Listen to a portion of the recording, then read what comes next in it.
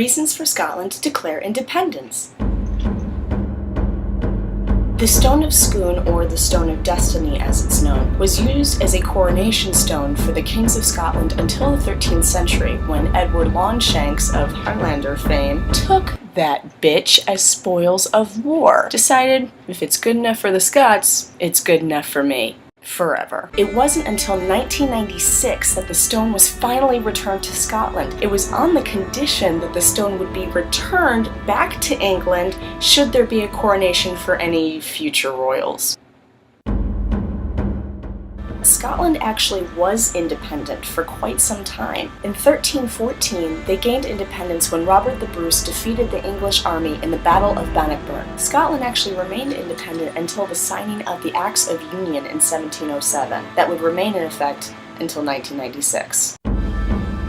Scottish waters have some of the richest oil reserves in Europe. The city of Aberdeen alone has employed over 500,000 people with jobs in energy. Not to mention the fact that there are wind farms and hydro energy. Scotland would be fairly self-sufficient. Don't count out the classics either. Scotland is still a major exporter of wool, whiskey, and fish. In fact, the largest shellfish port in Europe is out of Scotland. There are 19 universities and institutes in Scotland, which might explain why the country has had over a 75% literacy rate since 1750.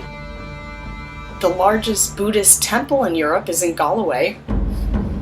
Train spotting. Shit was tight. The country's motto is "No one provokes me with impunity." You hear me, England? Train spotting. I mean, that was a really good movie. Scotland has 800 islands and only 130 of them are inhabited. Golf, motherfucker. The official animal of Scotland is a unicorn.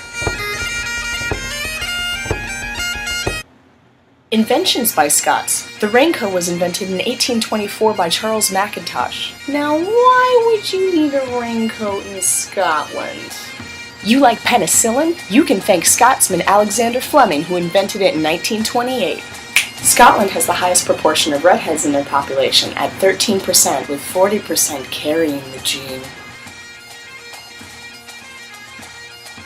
Scotland only has 5 million inhabitants, which is about 8.5% of the UK's population. However, 5 million Scottish Americans claim to be residing here in the United States. So when you think about it, we as Americans almost have as much emotionally invested in this decision as local Scots do. So I will see you at the polls. No, I won't. I am not a Scottish citizen, nor have I ever lived in Scotland for a longer period of time than 9 months. Okay.